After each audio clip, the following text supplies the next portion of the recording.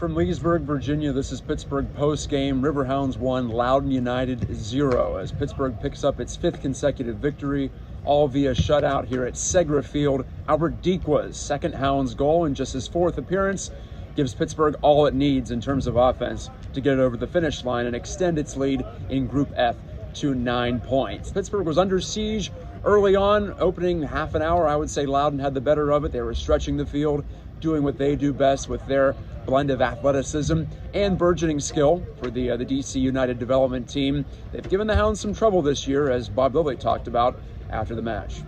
It was a difficult game. I mean, Loudoun deserves a lot of credit. I mean, they caused problems for us the first two, but we got the early goals. And, you know, this game, they had the early chances, and we were able to defend pretty well in our box. You know, not a lot of their shots got through to Danny, but he certainly created a lot of dangerous moments. I thought the last 15 minutes of the first half we started to create some chances and slow them down, and I thought we managed the game pretty well in the second half. I'd have liked to have created more.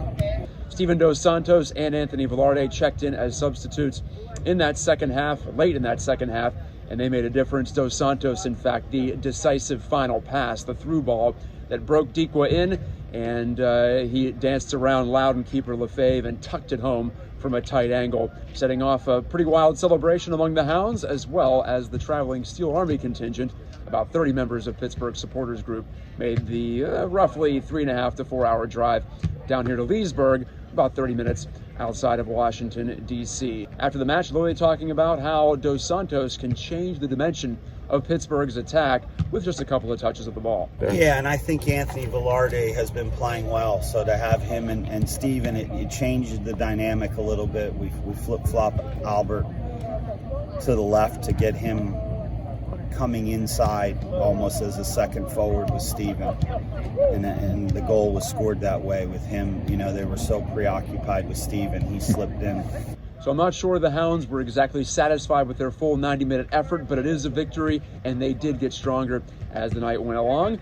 From now on, it's all home matches for Pittsburgh, at least in the regular season. They haven't clinched a home playoff match yet, believe it or not, but they're getting closer. As for right now, 2 consecutive matches at Highmark Stadium coming up to conclude the regular season, including next week, that rematch against Hartford. A result there would definitely put the Hounds in position to host at least one, if not multiple, playoff matches at Highmark Stadium, assuming they're able to advance in the postseason for the 2nd consecutive year. We still weren't as good as we would have liked to have been offensively, you know, to create the chances.